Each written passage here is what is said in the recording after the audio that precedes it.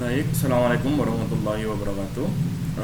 Pada pertemuan kita kali ini kita akan membahas tentang PR dulu ya. Jadi barangkali perlu saya bahas uh, yang yang dua dari satu dari dua yang saya upload di LMS kemarin atau di e-learning.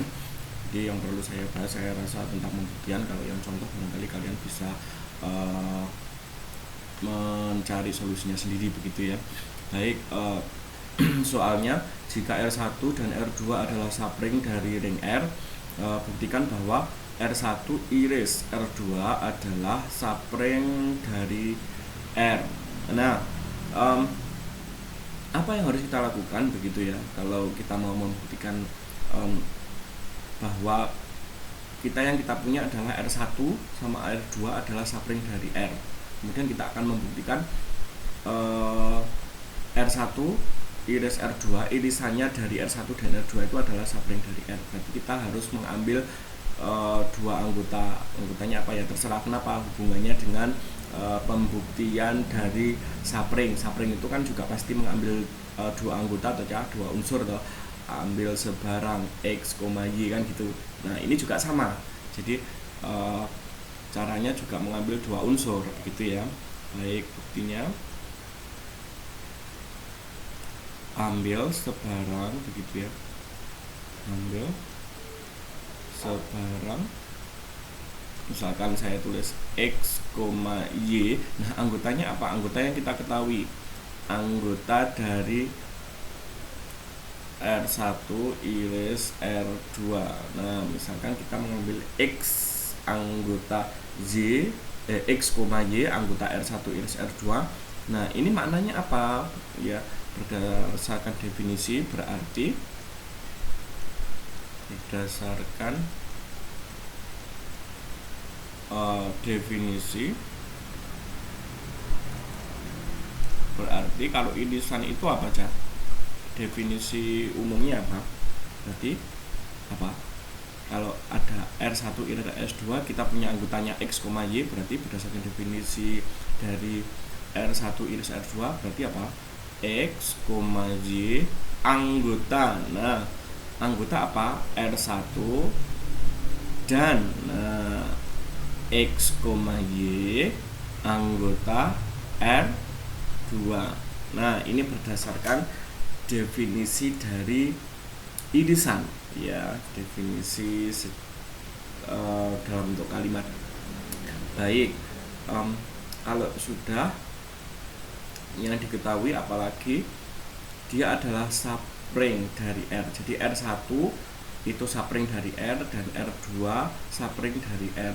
Berdasarkan teorema yang sebelumnya, syarat dari R1 sapring itu apa? Syarat dari sapring kan ada dua toh. Sebenarnya ada 4, cuma karena ini sudah diketahui sapring tidak perlu membuktikan 4, kita hanya membuktikan 2 ya. Dia pasti nggak mungkin kosong, kalau sapring nggak mungkin kosong, ini kan sudah diketahui kok sapring, jadi nggak mungkin kosong dan dia pasti subset. Kita tinggal membuktikan yang dua unsur, dua syarat, yaitu tertutup pada operasi pengurangan dan tertutup pada operasi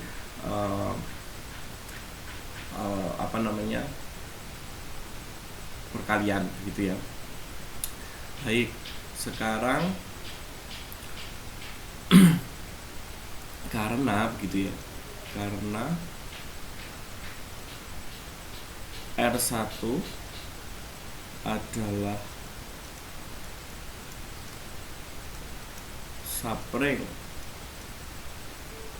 dari R ya, dan R2 adalah sapring dari R juga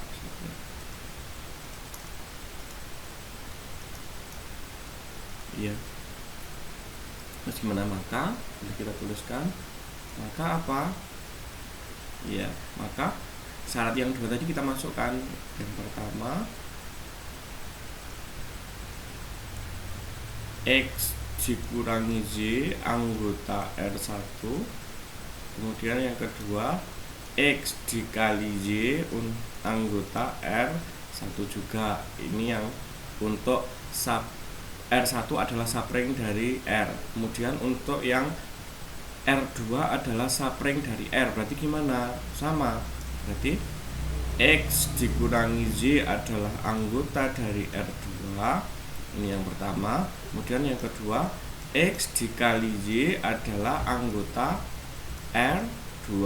Jadi untuk yang di bagian kiri ini itu adalah teorema untuk R1 subring dari R. Kemudian untuk yang bagian kanan ini teorema untuk R2 adalah subring dari R.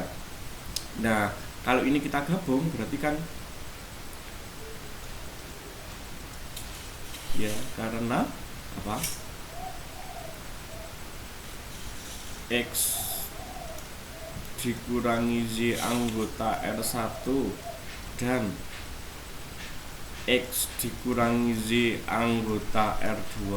Kemudian yang kedua juga X dikali Y anggota R1 dan X dikali Z anggota R2.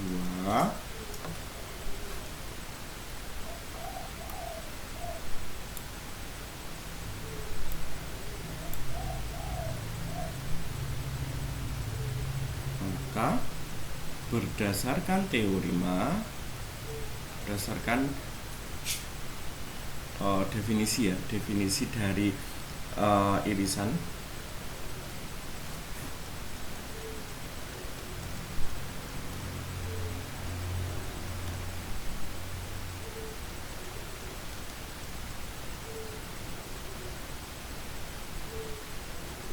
berdasarkan definisi dari irisan ini, baik, berdasarkan dari definisi dari irisan apa? Kalau ada kata dan apa?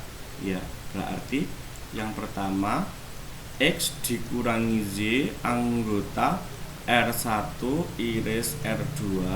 Kemudian yang kedua X kali Y anggota R1 iris R2. Nah, dari 1 dan 2 maka terbukti bahwa apa aja? Terbukti bahwa tadi apa? Kita apa mau membuktikan apa tadi? Terbukti bahwa jika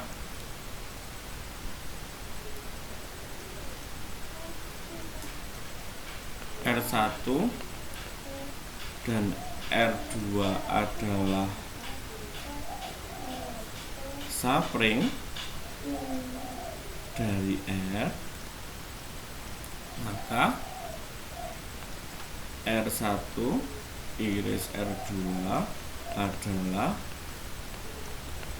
subring dari R. Seperti itu ya untuk pembuktiannya, barangkali bisa dipahami.